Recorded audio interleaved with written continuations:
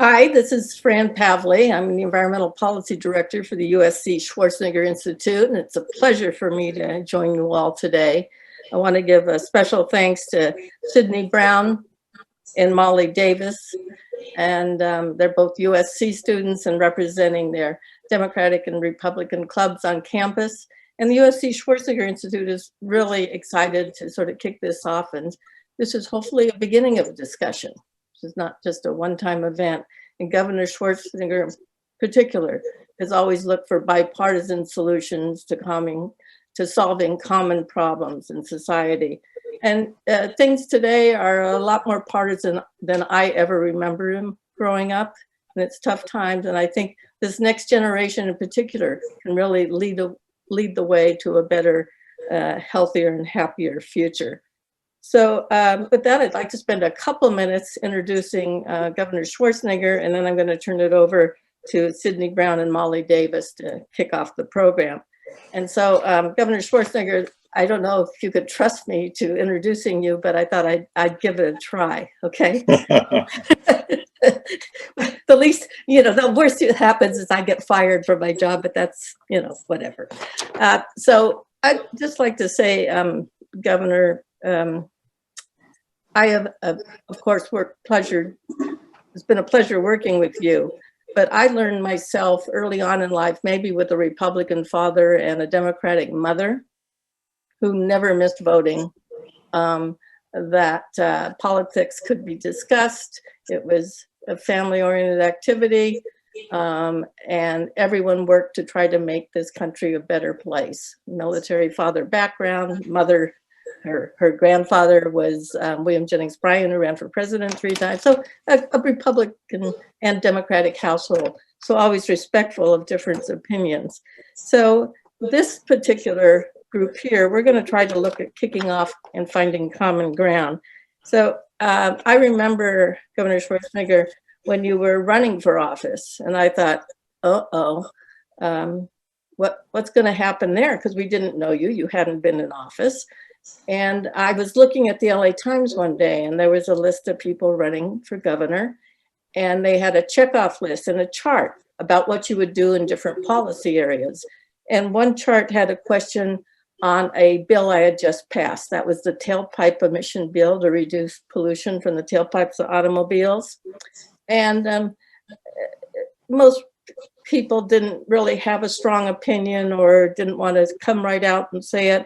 But the question was, would you legally defend this law? Because the oil companies and automobile manufacturers were going to come after this law. And California was getting ready to pass it.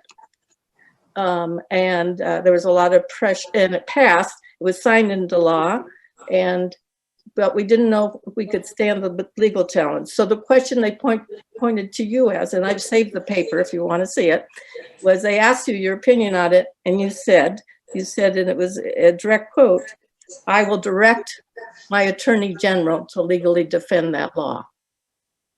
And I have to admit, I thought, okay, campaign promise.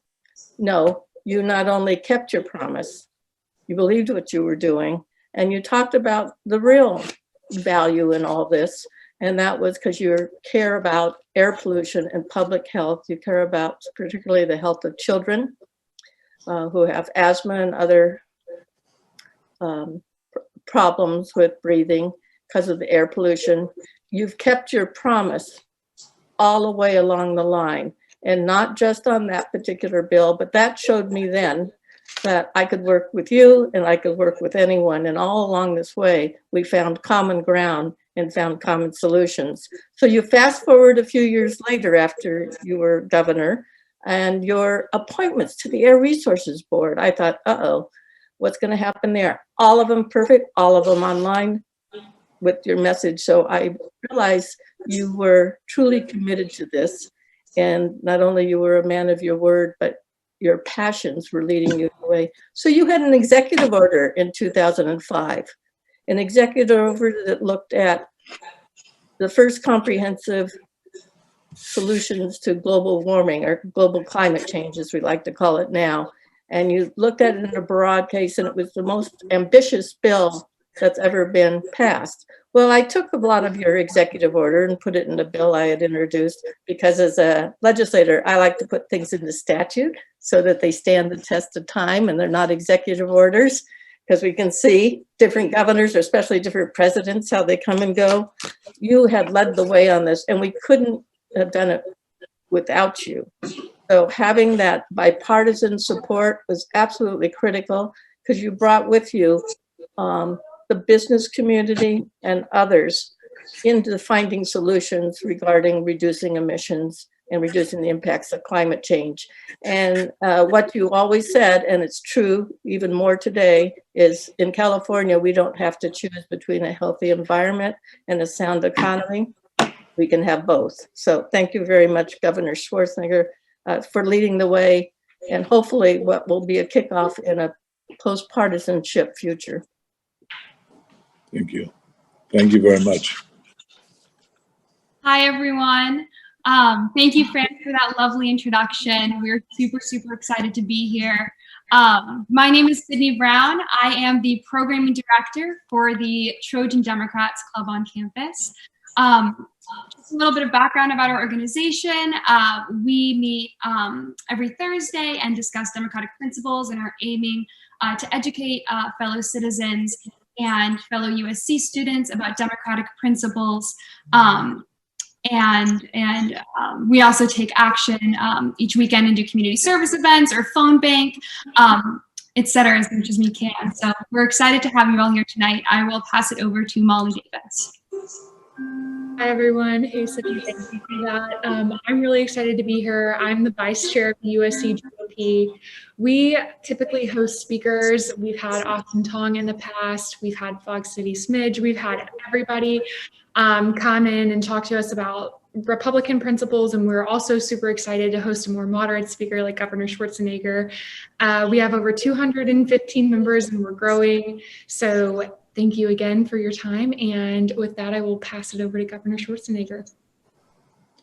Well, thank you very much. Thank you for those nice introductions. And Fran, thank you very much for the nice introduction. I mean, you have been an absolute jewel, and you have been a great friend ever since I became governor.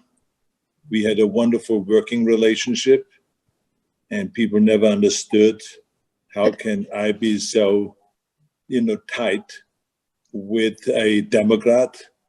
But we realized that the Democrats needed me as a Republican to sign the bills.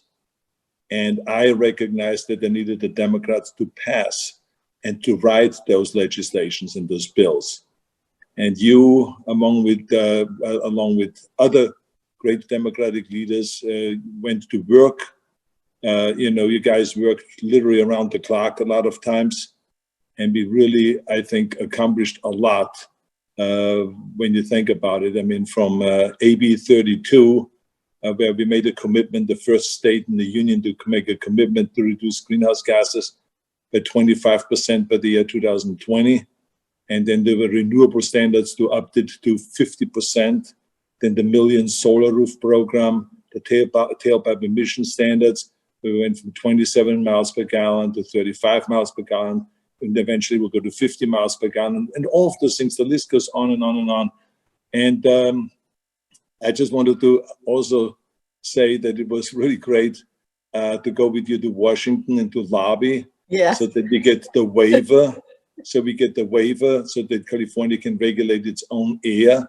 And we fought in Washington, and they could not understand why I would show up with a Democrat and fight this issue. And we had to argue with them about the greenhouse gases is a pollutant. And they said, no, we don't know that for sure, and all that stuff. Anyway, we took them when we didn't get the waiver, we then took the federal government to court, and we went all the way up to the Supreme Court, but the Supreme Court then eventually agreed with us and said, yes, greenhouse gases are pollutant, and therefore we could move forward and then start regulating our own air. So it was really, really great.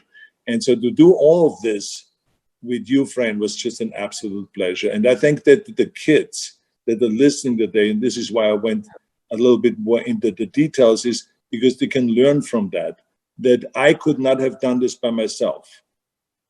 And the Democrats couldn't have done it by themselves. Nope. And as a matter of fact, the extension of AB 32, which was SB 32, then was done with the vote of 8 Republicans helping Jerry Brown to extend that period and to set new goals, to be carbon neutral, I think, by the year 2035 or whatever it is. And so I think that really it was a perfect example how Democrats and Republicans are needed in order to really get great things accomplished. And so that's what I wanted to mention that. So thank you very much, Fran. I also want to say thank you to Sydney Brown for her great leadership and for being such a smart woman and coming, of course, from a very, very smart father who I'm very good friends with, and I think that I'm so happy that you're starting at USC and, and that you're leading this group here, the Democrats. I also want to say thank you to Molly Davis, who has been also extraordinary and comes from Texas, is now at USC, and then eventually goes on to study law. What a bright woman also, and it's truly extraordinary. And I want to say thank you to Kanya Davis and also to my Chief of Staff, Daniel Ketchel, for helping us set all of this up. So thank you very much. Now, they put a program together for us, and it says that I should talk for 10 minutes. I mean, but please pay no attention to that, because there's no such thing as explaining this in 10 minutes. But I will give you plenty of time so you can ask questions afterwards. But first of all, let me just tell you that I very quickly recognized that I have to be bipartisan in order to run for governor and in order to be effective as a governor. California is, at that point, it was kind of a little bit more Democrats than Republicans, but I would call it like half Democrats, half Republicans. So therefore, as a Republican governor, I have to speak to both Democrats and Republicans, and I have to serve both the Democrats and the Republicans when you become governor. And there was a recall in 2003. And people were very upset at the governor because they felt like nothing is getting done in Washington, because they felt like Democrats and Republicans can work together. And we had all these various different problems here. And that's why we had the recall. And when I announced my candidacy, because I felt like I can straighten out the mess, because I can really, in fact, bring Democrats and Republicans together, simply because I didn't see the other side as the enemy. I saw them as a supporting role, a very important supporting role. So if I'm the leader of the state, they have to support me, and I have to support them, and we have to work together. And in order to sell that idea, when I came out and I had my first press conference before I ever was elected, when I announced my candidacy, I had George Shultz, Secretary George Shultz, who just recently passed away, sadly to say, who worked in the Nixon administration, and Ford administration, and Reagan administration. Was an extraordinary guy. He was the secretary of so many different departments, and then Secretary of State and all that stuff. And he stood on the right side of me when I announced, when we had the first press conference. And Warren Buffett, one of the great Democrats, stood on the left side of me. And that's how I really did the first press conference, to show to them that I have the support of one of the great Democrats and one of the great Republicans. And that because my heart is at fixing problems and making California better and making America better, rather than worrying about just the party. Even though I'm a Republican and I believe in the Republican principles, but I realized that we have to work together. So I knew this is the way to go. And this is the way really to make people happy in California and make them feel like I'm representing all of them. And the way I learned that, of course, was when I did a year before, in 2002, I introduced a proposition which was called Proposition 49, the After School Education and Safety Act. And when I did that, when I introduced that proposition, I went up to Sacramento and I wanted to get the endorsement from the Democratic Party. And the Democrats right away said, this is a great idea. We are 100% behind it and all that stuff. And, we need that so that the parents can go to work, because 70% of the homes, both of the parents are working and the kids are floating around and they have no one in the afternoon to help them with homework. and to keep them in school and all this stuff. So they were very happy about it. The Republicans, they kind of declined, and they said, hey, I don't know if I'm into that, to be babysitting for the parents. I think the parents should take care of that and all that kind of stuff. And then I went back and did some more research, and I said, wait a minute. The Republicans are always very interested in saving money and being frugal and really making the budget work. And so I said to myself, okay, here we are. I remember the study that was done that for every dollar we spent on an after-school program, we saved $3 down the line. So I went back to the Republican Party and to the Republican leaders, and they said, hey, you guys going to save money for every dollar. Here's the study from the Rose Institute that indicates that you save money, $3 for every dollar you spend today. They said, oh, that sounds really great. And they also endorsed now the After School Education and Safety Act.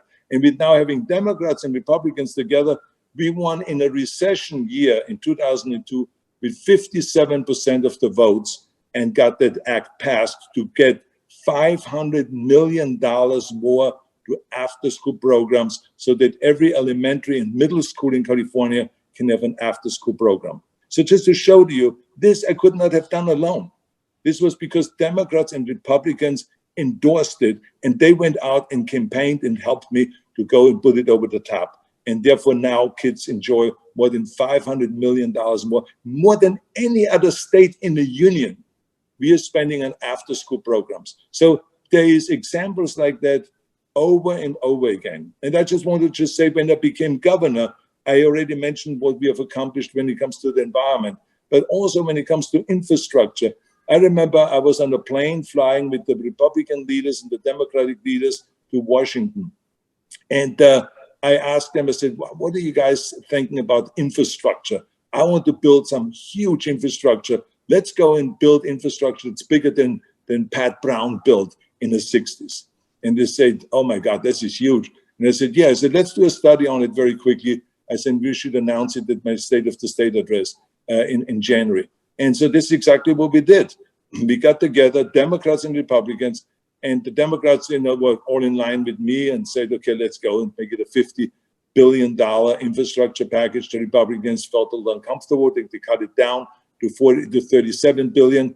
And so we passed that. And then we did additional stuff like building prisons and water infrastructure, high-speed rail and all this thing afterwards. So I got my whole wish list that I had in the first place. But it was because of Democrats and Republicans. They went and they campaigned up and down the state to make those initiatives pass in 2006. And it was basically kind of like my campaign to get reelected. And I was reelected by working with both parties by 56% of the votes. Think about that, in a democratic state. And we did, there was stuff in there for the environment. There was stuff there for infrastructure, for levees, for roads, highways, freeways, bridges, tunnels, on-ramps, off-ramps, affordable housing, water infrastructure, schools, high-speed rail. All of this kind of stuff was passed. It was the hugest infrastructure package that I can remember since, like I said, Pat Brown. So all of this would not have happened with just me working with Republicans.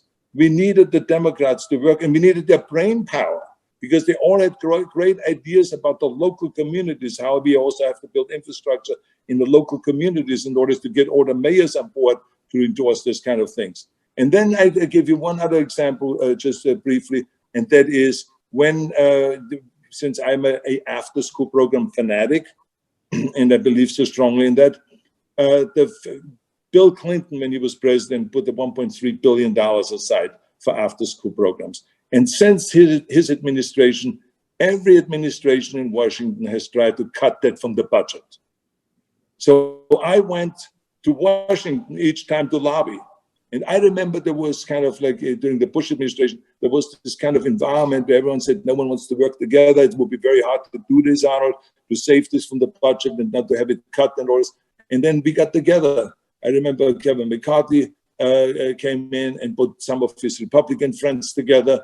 Then we had, Barbara Boxer on the Democratic side and Nancy Pelosi, and they came together and they put a group together. And there we were sitting in this poisonous kind of atmosphere we were sitting there, Democrats and Republicans, on a table to talk about a strategy, how to protect the $1.3 billion for the after-school programs for our kids. And sure enough, it was protected. So it just shows you again, I could not have done this with the Republicans alone. I could not have done this with the Democrats alone. I did it together with both of them. And I said to them, I need you.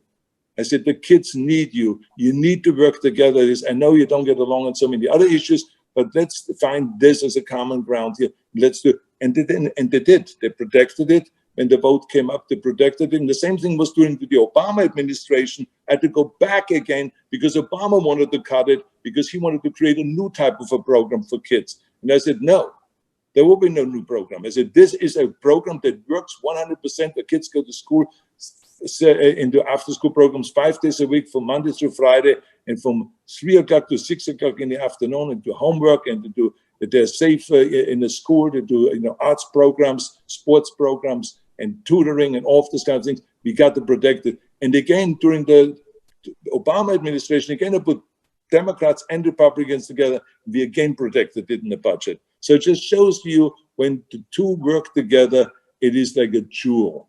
I tell you, and the kind of laws that we pass together then stick.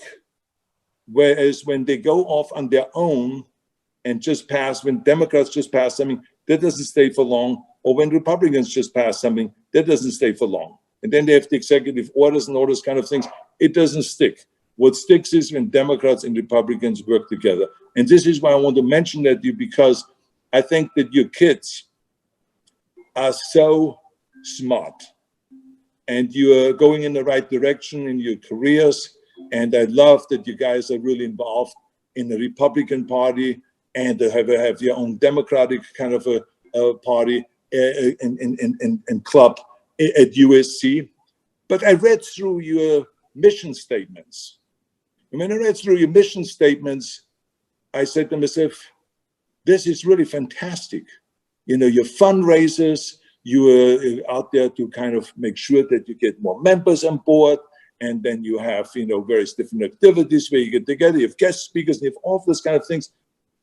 But I didn't read a mission statement that included what is your vision?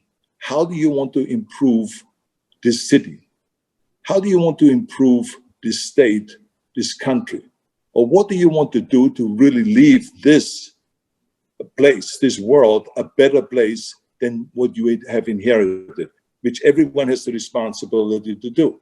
And so what I am trying to tell you is that you should add to your mission statement of something that you're going after, because we have so many problems and we need the young people to think, because the old folks, they have not been able to do it. Think about it. For 30 years, they've been talking about infrastructure. We're building infrastructure. We used to spend 5% of our GDP on infrastructure. Now they tell you spend 2.5%.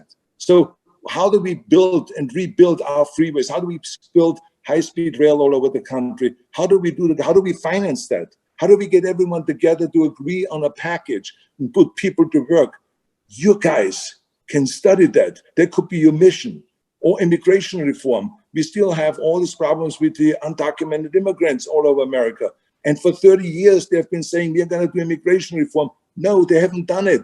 They're incapable. It doesn't matter who is in the White House. It doesn't matter if it's a Democrat or a Republican, because they don't come together. You have to come together and solve those problems together. Maybe you guys have the solution if you say, we're going to make this happen. We're going to study this from here to eternity. We're going to make this happen, and we're going to break through. We're going to go to Washington, and we're going to go and make a proposal here and stuff like that. The same is with the homeless issue. Think about it. For how long have the politicians now promised you that we're going to get rid of the homeless problem in California or in Los Angeles? Well, you know something?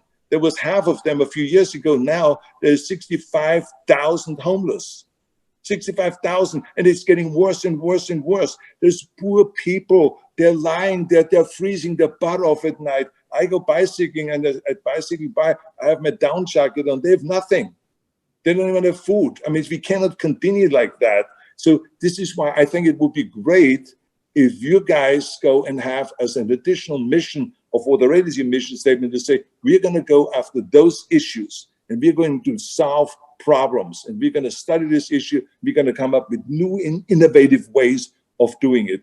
But the only way you can do that is if you work together. And this is why I wanted to do this here today, because I wanted to go and inspire you to talk to each other, because you have 50% of the brain power, and the Democrats have 50% of the brain power. So you have Democrats 50% of the brain power, and the Republicans 50%. That's 100%.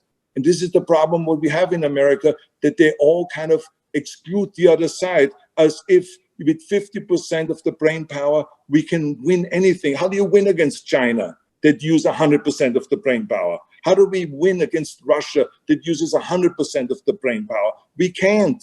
We are not competitive. Imagine that the Lakers go out and say, we're going to let only half of our players play today.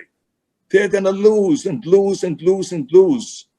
And that's why we are falling behind in the United States. We are still by far the greatest country in the world. Don't misunderstand me. But you see, I am an immigrant, and I want to make sure that this country stays number one. And I know through personal experience that the only way we can make moves and really make progress is by working together.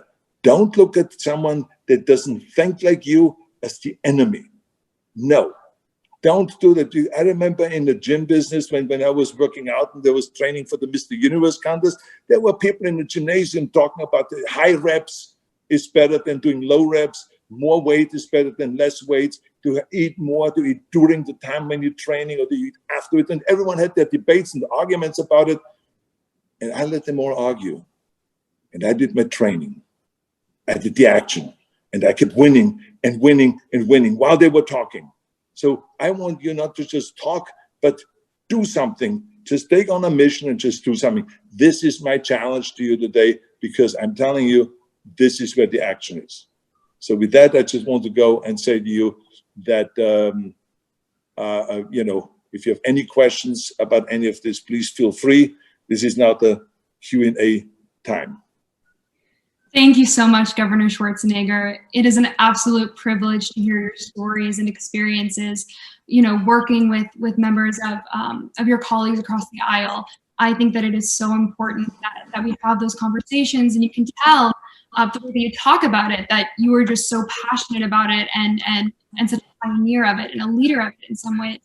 And so I'm curious to talk with you about the video that you released on January 10th, addressing the American people regarding the events that occurred at the Capitol on January 6th earlier this year. Seeing the videos of what happened at the Capitol had a profound impact on me. I know that I was glued to my TV, just in absolute tears. And in the address that you made to Americans, you mentioned some pretty personal stories and expressly, condemned the insurrectionists. And I'm curious to know a little bit about why you felt the need to make that video, the thought process behind it, and if you could emphasize some of the ideas from that video that can help lead us to, a more united nation at the end of the day. I think that would be really valuable. Well, thank you for asking that. I just do those videos from kind of like from my heart. It just, I felt inside that what I saw on January 6th was so painful to watch that I felt like, I have to go and really think about that. And what is my thought about it? And what does this mean now and all this? And then the more I started thinking about it, I started thinking about, that we have had a terrible history in Austria and in Germany and in Europe before the Second World War. And then, but it started, going in that direction before the Second World War. And there were similarities there, even though in Germany it was much bigger the problem. And there was much more hate and much more devastation and dictatorship and all that stuff. But some of the things reminded me, like, for instance, the spreading of false kind of information and lies to the people, and to kind of instigate hatred and to stir up this hatred and all this stuff that was done during Hitler's regime before the Second World War. And it ended up being so bad that so many millions of people had to die during the war. so many millions of people had to die within the country, because of executions and because of, the 6 million Jews that were, gassed and killed and all this stuff. So it ended up terrible. And I just felt like this is like what we are seeing here in Washington. It could be kind of the first step in that direction. And so this is why I wanted to speak out and said, look, I've lived the aftermath of that. I was not born during the Second World War, but I experienced the aftermath. And so that's why I wanted to talk about that and communicate that. And I was, very happy that so many people appreciated it and so many people saw the video and all that stuff. But, there's certain things that happen where you have to speak out. You can't just sit silently and not say anything. And I feel that the important thing now is that we move forward, that we don't villainize the Republicans because of it, that we don't villainize anybody. We must find a way now to move forward and to go and bring people together and to, obviously punish those that did illegal acts during that time on January 6th, that went into the Capitol and smashed things up and did all this illegal stuff.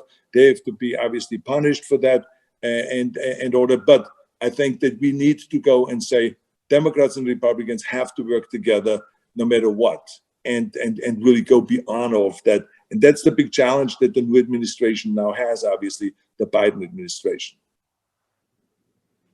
Yeah. Absolutely. I think the video also resonates with people that don't affiliate with a party or that are on the right as well. My favorite part was when you wish the Biden administration success, because I feel that if the president succeeds, Americans are succeeding, as you said.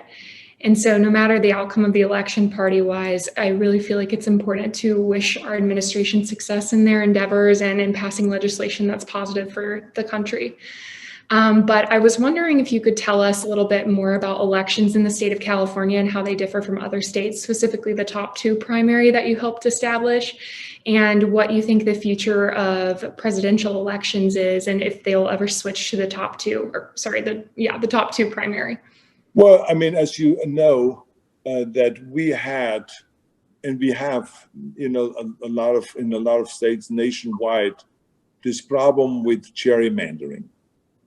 And gerrymandering means where the legislature, where the lawmakers go out, the politicians go out and draw their own district lines. And they kind of fix the system so that, for instance, in California, it was the Democrats and the Republicans kind of got together and they divided it up. The congressional districts belong to you draw them, and our local districts, the state districts, we draw for the state legislators, and this is how divided it up. But it was all divided up in such a way that you couldn't really challenge an incumbent. So they were kind of like, because what they did was they created the Republican districts that were so far to the right, then they created the Democratic districts that were so far to the left. So that when they went to Sacramento, they couldn't really work together because they were so far on the opposite sides.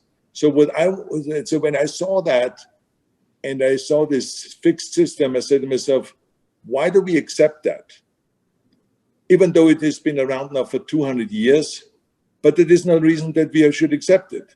And I knew that it was a huge challenge to change that and to take the power away from the politicians to draw the district lines and to give it to ordinary folks and to create an independent redistricting commission that is independent from politics, that just does it the right way. And this is exactly what we did. And we lost it. We put it on the initiative, on a ballot, and it lost. We put it on a ballot, and it lost. Then eventually, I remember the press asked me, said, somebody gets sick and tired of just losing on this proposition. Why don't you give up? And I said, no. Because when I was a lifter, I never gave up. If I couldn't bench press 500 pounds, I would try it again until I could do the 500 pounds. I said, the same thing I felt like with this. We just have to try, and then eventually it did succeed. And so we became like the model state that has reformed the system and created an independent redistricting commission.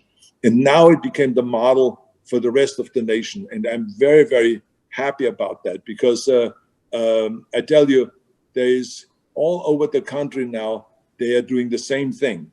And there's now 1/3 of the districts in the United States now that have gone in that direction. Many other states have gone in that direction. So I'm very happy about that. And then we did, of course, the open primaries, where the top two go for the runoff, in November. And so all of this helped. And now since then, you see that California has moved much more to the center, the politicians. That, for instance, when I was telling you earlier, that when Jerry Brown was doing his environmental work, he had Republicans finally. When I was the governor, there was no Republicans signing on to any of that. They shied away from the environmental stuff. They thought it was not Republican.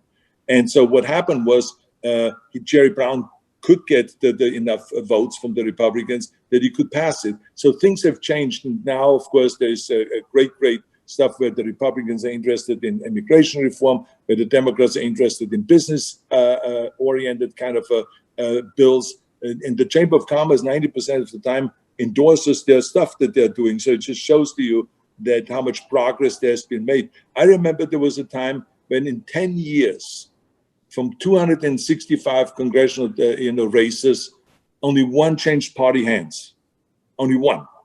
I mean, that was worse than the Soviet Politburo or Cuba or something like that. It was like unbelievable, and people didn't understand it. And since then, since we have done the reforms, 23% changed hands. So I mean, so it just shows to you that there is tremendous movement and there's now changes, and we want to do this nationwide. But it took a lot of work to get this out there. It's not a sexy issue, and but we did it, and I'm very happy about it. That I had the vision for it, and I had the kind of sustaining power to just stay in there and to keep fighting and fighting.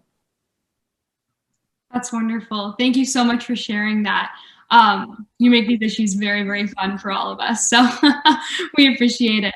I know that a lot of us, I'm trying to think about how to phrase this. I think a lot of us are comparing, the Republican Party today and the Republican Party as it was in the era of Reagan.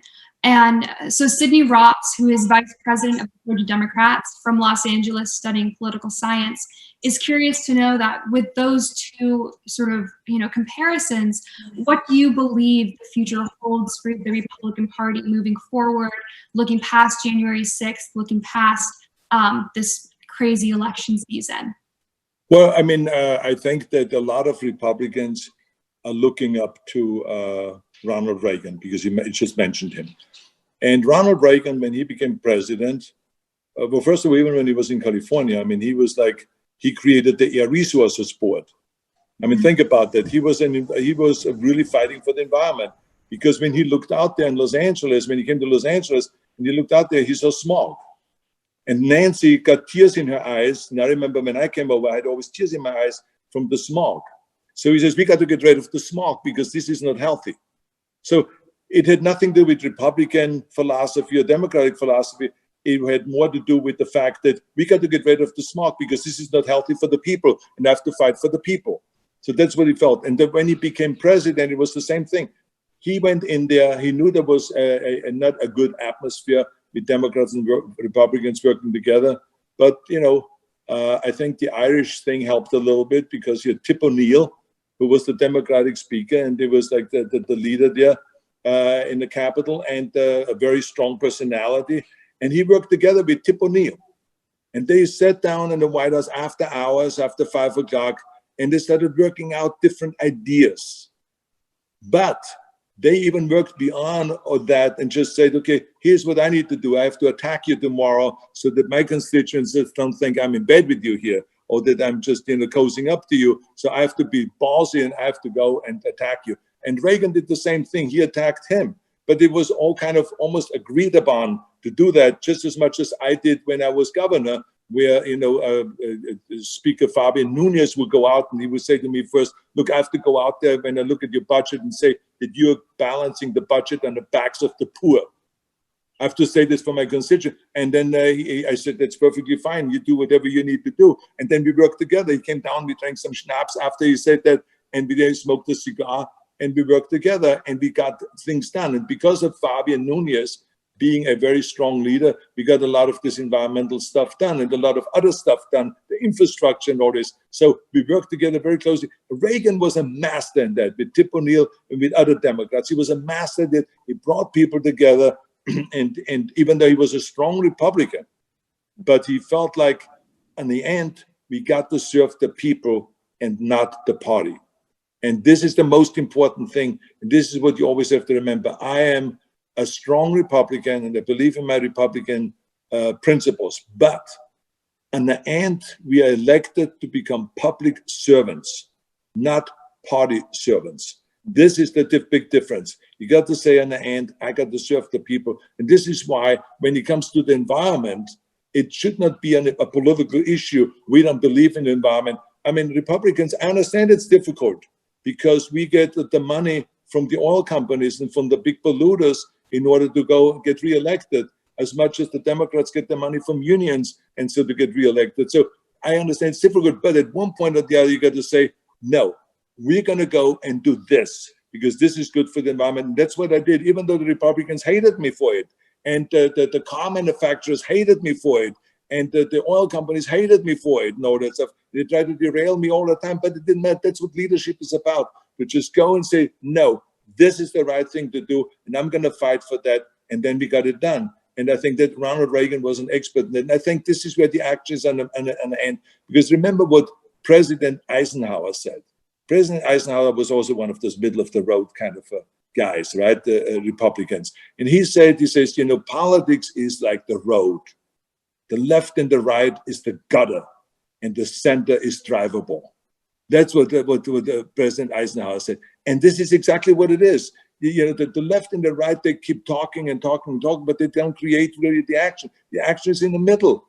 When the left and the right comes together, that's when they can create action and compromise. You have to compromise. You can't get, you know, I always say, if we go and work together with bring everyone together, we cannot expect a perfect 10. A 7, maybe an 8, if you are lucky, but not a 10. If everyone sticks to their principles, then nothing can get done because we do have different principles and different beliefs. The Democrats believe differently than the Republicans do. So how do we go and kind of mold this together? There's a lot of common ground that we can find, like for instance, right now on a national level, infrastructure. Oh, the Democrats love infrastructure because the trade labor unions, they go and get their jobs and then you go and put all these people to work and they make money and you give them a good wages and all this stuff. Republicans love it because all these big construction companies get jobs. They go out and they can make money and all this stuff. So I remember when I was governor, both of the parties love it. That's what Biden should do now. If he does nothing else, just environmental stuff and infrastructure. Those are the two issues I think that he should really hold on to rather than sprinkling money all over the country that is gone in a few years and no one knows that it ever existed. I know you briefly mentioned smoking a cigar, and one of our members was wondering if you could tell us some more about the significant legislation you were able to negotiate. And you're talking about a cigar?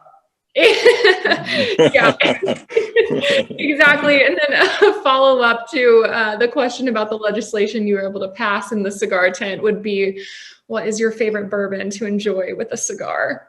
Well, I mean, I think that Fran Poffley can tell you about it because, I mean, Fran went down. She's not a smoker. She came down, she says, let's talk about this idea about the tailpipe emission standards and all this. Oh, what is all this smoke in here?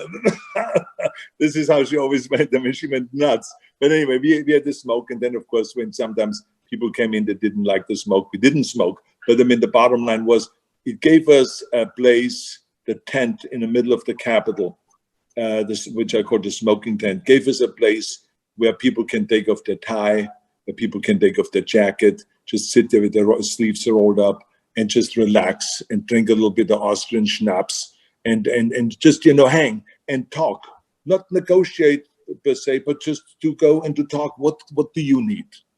Well, I need this and that. Okay, so what do you need? Okay, how do we mold this together? Let's figure it out, you know. And there was kind of this kind of atmosphere that was created by having a neutral place like the cigar tent that I always told Democrats and Republicans, come down here if you want to talk or so. Just let's hang out here because this is what this is about. And that's exactly what we did. And I think that we don't see enough of that.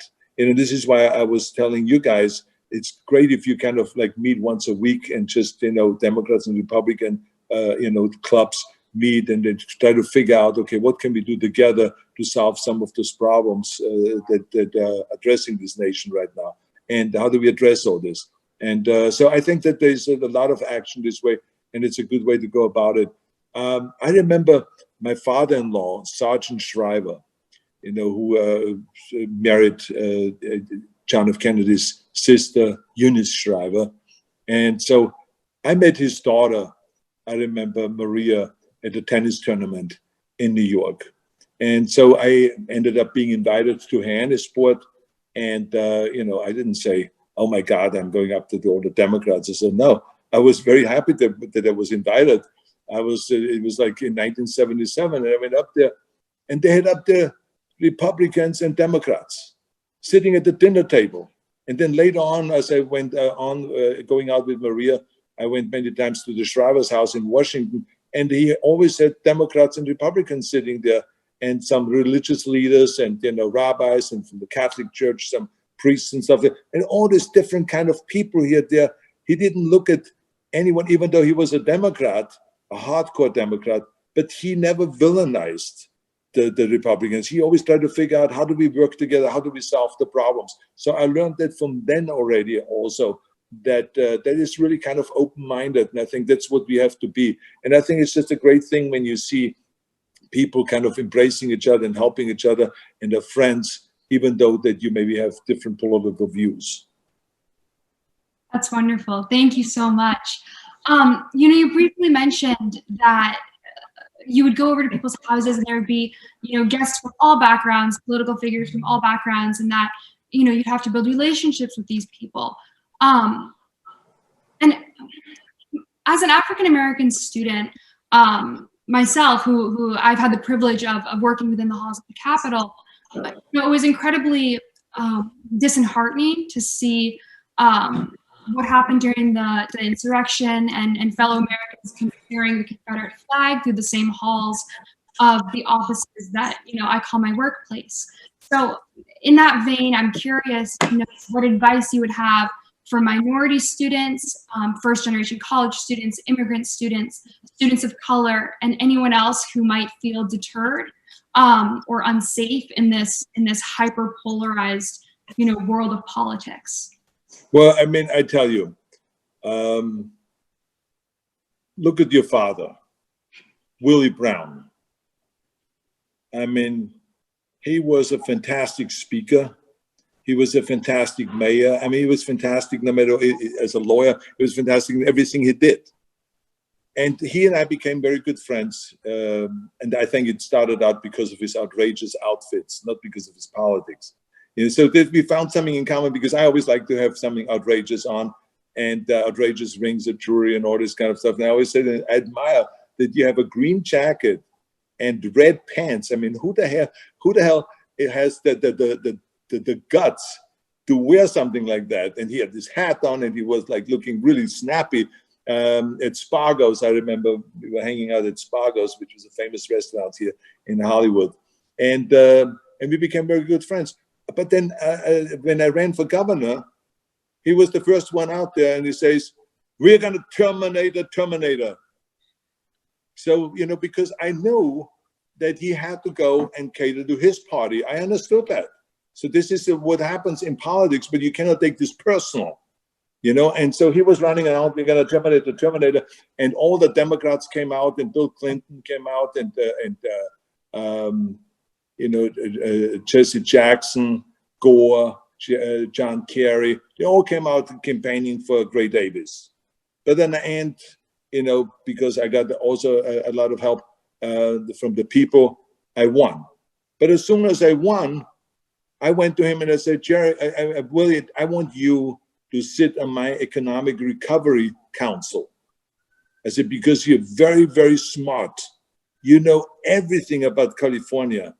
It would be I would have a disadvantage if you wouldn't be sitting on that council."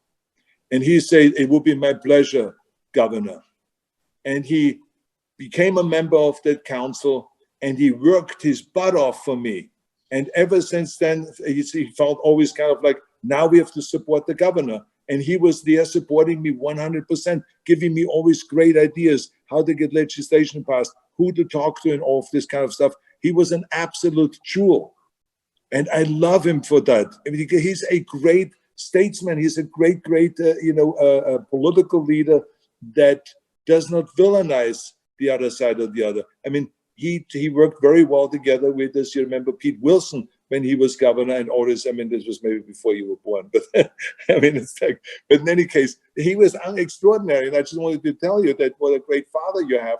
But, you know, he knows, and I know, that we can have different point of views. And I think that we have to work together. That is the key thing. And that is, I think that when you ask me, how do we move forward from here? That is the way you have to work together. It's no different than it was 100 years ago. When people work together, then they can get things done. If the people don't work together, they can't get things done. And this will be the future.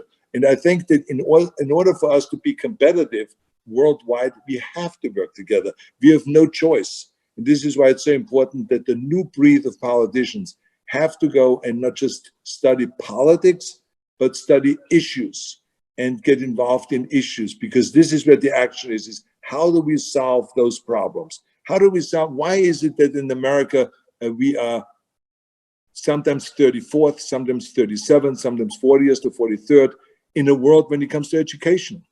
There is no reason for that.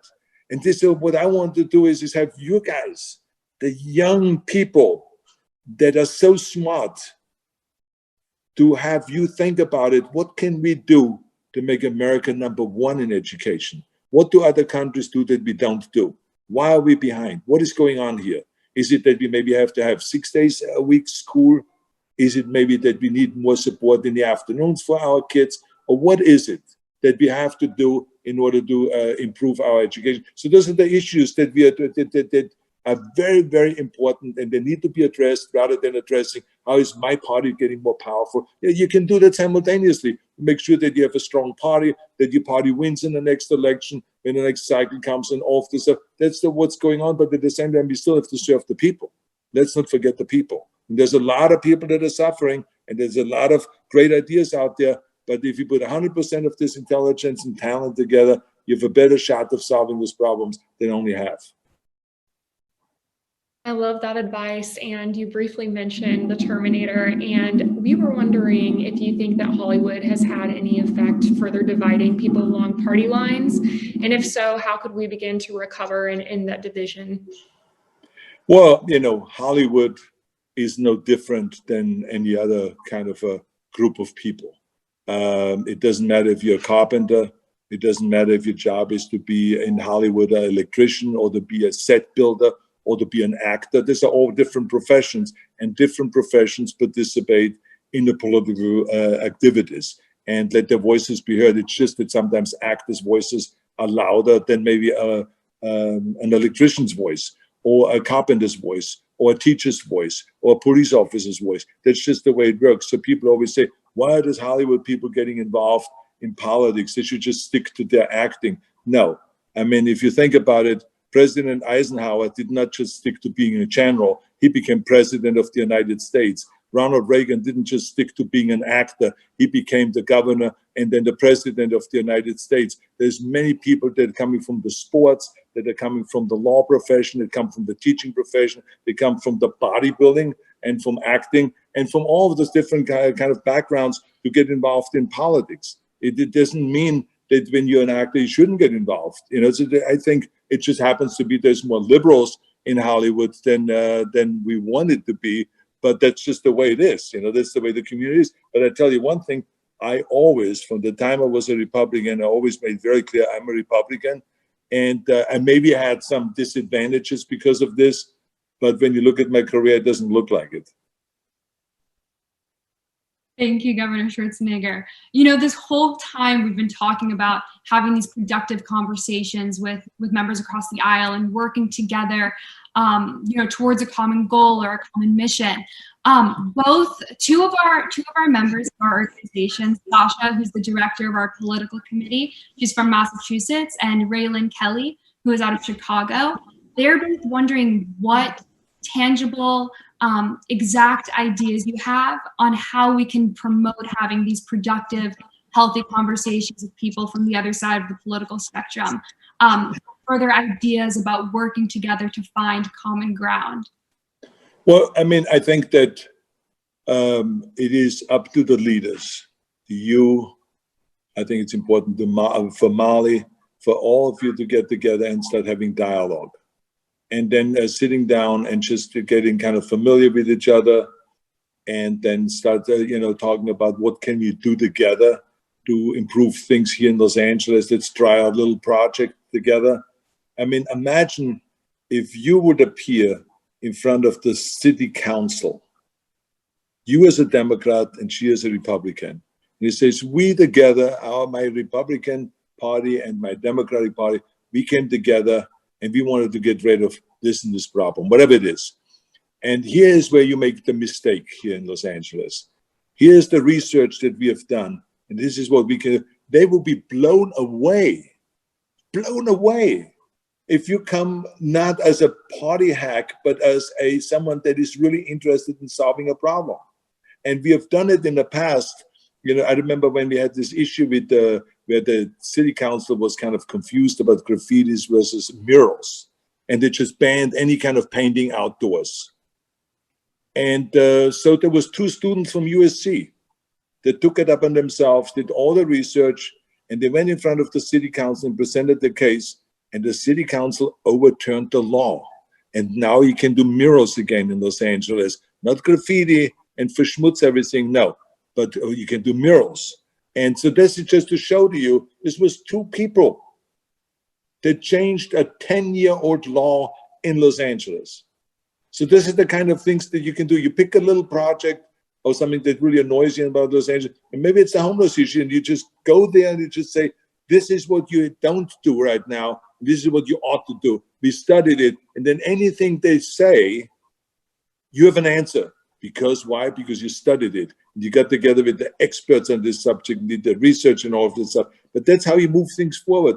Let your voice be heard, not just about building the party, your own party at USC, but also having an impact on the community. Because let me tell you something, in the future, whatever you want to do politically or any other way, when you say that, when you use those kind of examples, you're going to shine and people are going to believe you, that you're not just a political hack, because we have enough political hacks in America.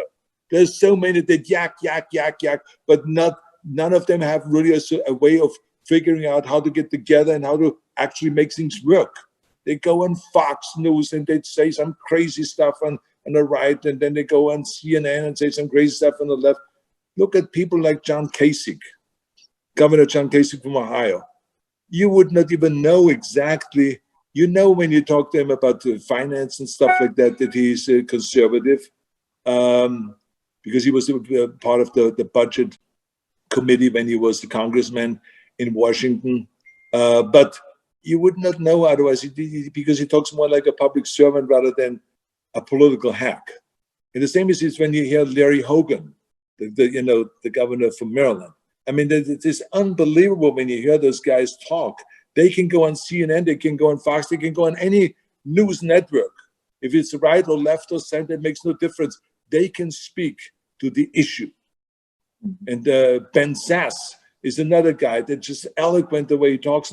So there are people on the Republican side that I've seen that are speaking to issues rather than just political dialogue. Because we have had enough dialogue. It's time now to go to work and to do the work. So I think we have time for one more question. So I have to say that a lot of our members are huge fans of your movies, but they're also huge fans of your book. And we have a lot of quote unquote fitness junkies in our group. So we have to ask, what's an example of a life skill or lesson you learned as a bodybuilder that went on to be useful during your acting career, your time as governor, and even just in life? Well, I mean, I tell you honestly that I learned a lot from my previous professions. And one of them is, for instance, in bodybuilding, you have to have a vision. I had to see myself as the Mr. Universe, the world champion in bodybuilding. I had to see that And then I kind of like trained to chase that vision. And it was such a joy, even though the training was torturous. It was 5 hours a day, but I had a vision, and I chased that vision, and that was the pleasure. So many people go and do things and they don't have the vision. So I learned that the most important thing is to have a vision. The same thing was for acting. When I said, okay, now I'm going to retire from bodybuilding, I want to be a leading man. I had a very clear vision to be another Clint Eastwood. He was my idol. So that was kind of like the thing that I was shooting for. And the same thing was in politics. I always said and woke up one day and this very clear vision of me being governor. And so that's what inspired me. So I think from bodybuilding, I learned how to have a vision. But the other thing that I learned was that not to listen to the naysayers. Because there's every single time when you have a great vision, there's people coming around that say, oh, this is impossible. You know what I'm saying?